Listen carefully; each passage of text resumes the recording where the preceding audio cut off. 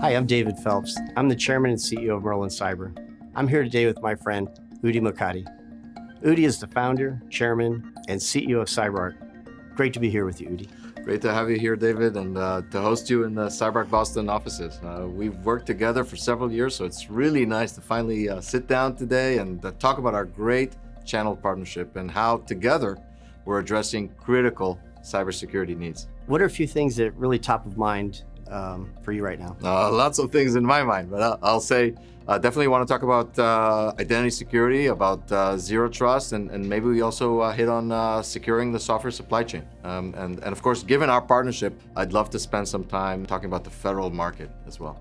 Sounds great. I'd also like to chat more about the launch of CyberArk Ventures. Oh yeah, of course. When we met, CyberArk was looking to expand to the US federal market through a channel partner. And we all know how complex and challenging the US public sector ecosystem is.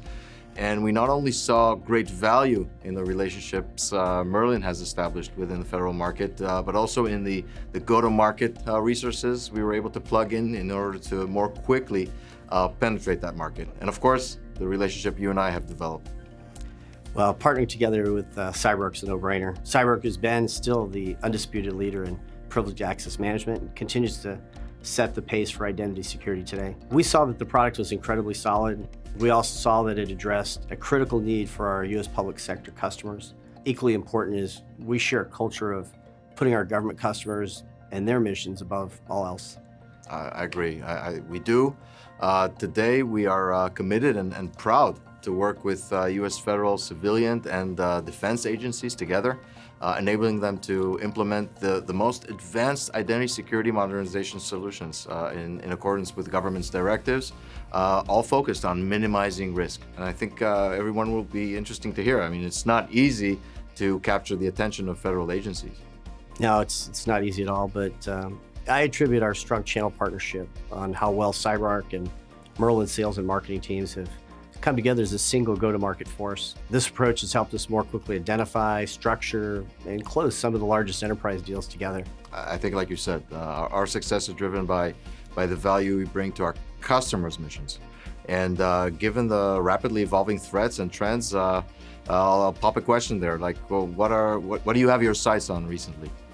Yeah, we've spent really the bulk of the last year focused on helping federal agency customers meet mandates in the cybersecurity executive order. The executive order and its subsequent directives around cybersecurity are driving the government to take imminent action to modernize our nation's cybersecurity infrastructure. I think, let's face it, I think federal agencies are dealing with a perfect storm these days. They've got the usual barrage of compliance and audit requirements, and like you mentioned, executive orders in plural. They're driving their own digital transformation strategies, and all while working to remain vigilant against an unrelenting attack environment. I think the most heightened attack environment we can remember. Yeah, absolutely. I mean, for example, the software supply chain, really has emerged as the exploitable vulnerability that has to be addressed. SolarWinds really brought that to the forefront.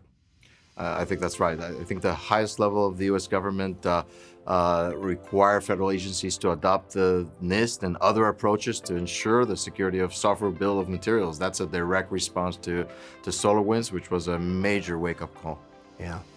As agencies move to secure their supply chains, those actions have to align with a zero trust framework. No, great point. I'm glad you brought up zero trust.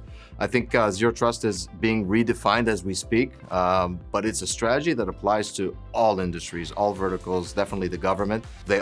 We all have to adopt an assume breach mindset, and by removing implicit trust, continuously monitoring the environment, and adopting the principle of least privilege. Yeah, to go along with that, we conducted a market study of federal, civilian, and DoD security leaders earlier this year, and about their path to zero trust and what they need to do to get there.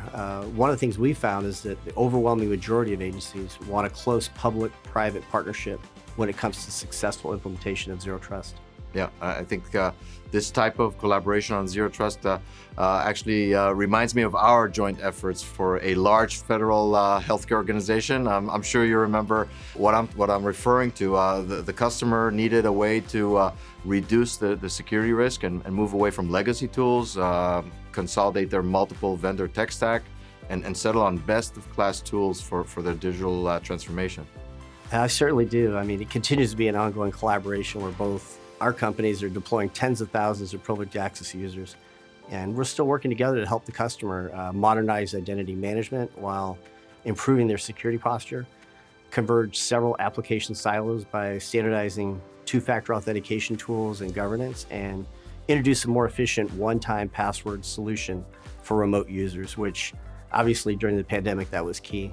And then we also enabled secure secrets management, which allowed for the removal of vulnerable service accounts from mission-critical systems. I love how we're jointly making a true impact on this customer. I think the work we did together addresses some of the trends we've seen, not only with Zero Trust, but the larger picture of digital transformation and identity security. Yeah, I mean, it all starts with securing identities. In our market study of security leaders, 71% identified identity as the highest priority pillar of Zero Trust. That's right. I always think about all the human and machine identities that have exploded over time. Like we're creating cyber debt with the proliferation of privilege and all this digital modernization.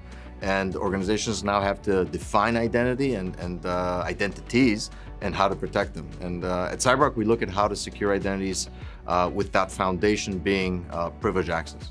Yeah, I mean, the pace of digital transformation and modernization initiatives, the identities remain one of the most prevalent targets of attack. It's very challenging for enterprises to control access unless they implement MFA, PAM, et cetera. And moving to other exciting fronts we're collaborating on. I think David, you and I have similar views on industry trends, and we're both always continuously searching as we're innovating here internally at CyberArk. We're also searching for those innovative and partnering with innovative startups that will disrupt the industry and add value to the ecosystem. Yeah, there's incredible need for emerging cybersecurity solutions. One of the biggest hurdles, though, is making all those amazing innovations more easily accessible to those who need it most, a market like the U.S. public sector. And that's where our companies really align.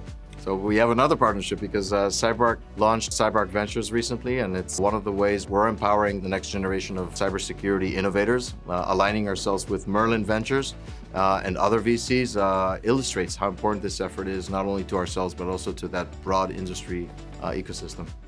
Udi, it was great talking with you today about our industry trends and how we're working together to raise the bar for cybersecurity. Thank you. I enjoyed it as well. I could go on longer. We have so much to talk about. I think at the end of the day, we want to help organizations take a security-first approach because security matters. And as we say, security is a team sport. And we're all working together to move fearlessly forward for our joint customers.